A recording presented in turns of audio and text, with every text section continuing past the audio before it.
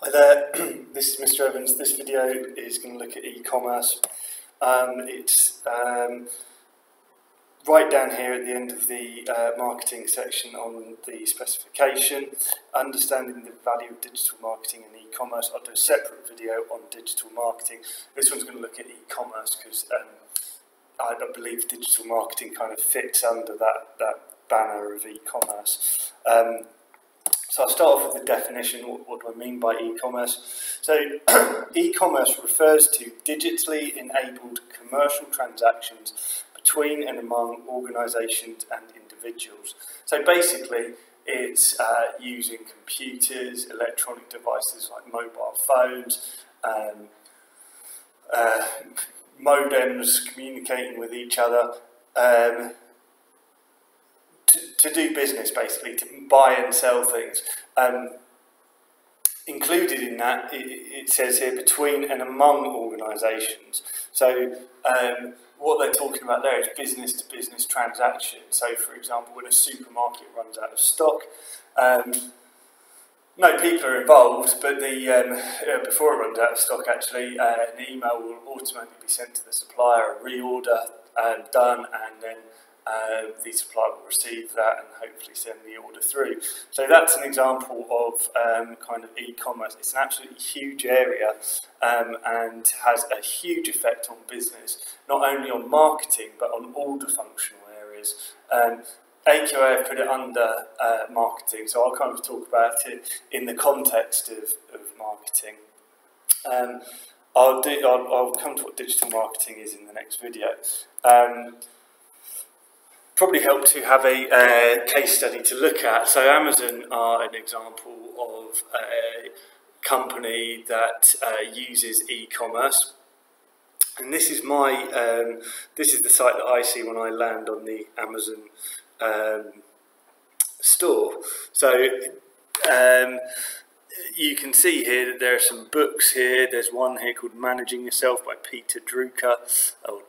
He's a very famous business management theorist. There's one here called Getting to Yes, Negotiating Without Agreement. I'm assuming that's on negotiation. The Personal MBA, A World-Class Education in Business. Down here, some more items to consider. We've got a book about teaching, Cleverlands, Making Good Progress, Slightly Awesome Teacher. So these are all books about education, and then additional items to explore. Okay, business studies, business and economics, business economics. So, you know, Amazon, I've been a member since about 2007, I think it said when I logged in a minute ago. They know that I'm a teacher who teaches business, or at least I'm interested in reading books on that. So, yeah, it's just useful to have a case study in mind as we're talking through e-commerce and what it means for a business, and particularly its marketing.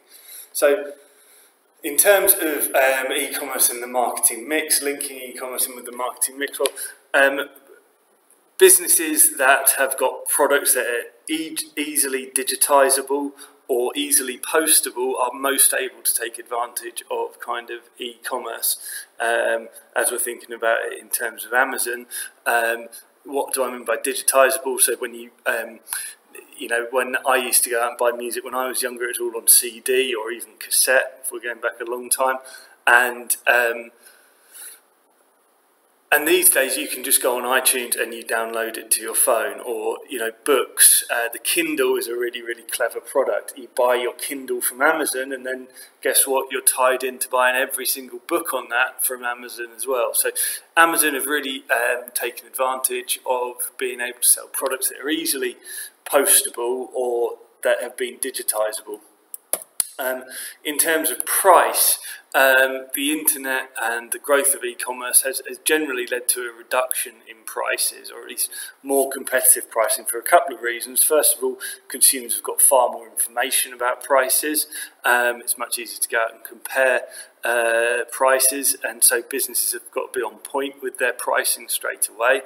And also there are cost savings available. I'll talk a bit a bit more later on, but if you have got a giant warehouse instead of a network of high street shops, you can save money on rent and wages and so on, meaning that you can reduce your prices. We looked at the front page of Amazon there and how Amazon used personalised marketing for me.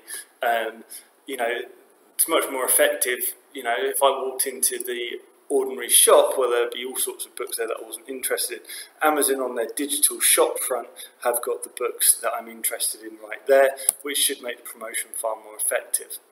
And in terms of place, well, e-commerce enables businesses to sell directly to consumers where that might not have been possible before. So the book industry, Amazon really has shaken it up.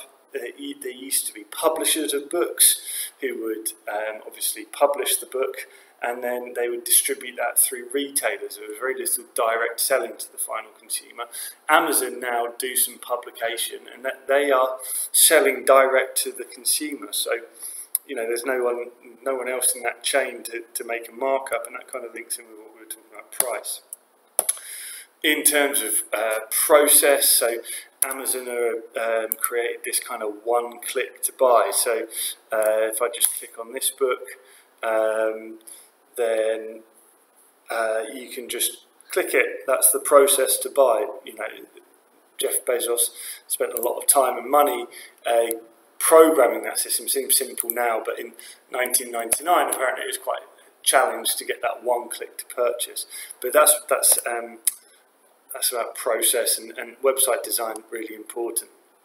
In terms of people, you know, you may not come across any. We've talked about the importance of people in services like restaurants and so on.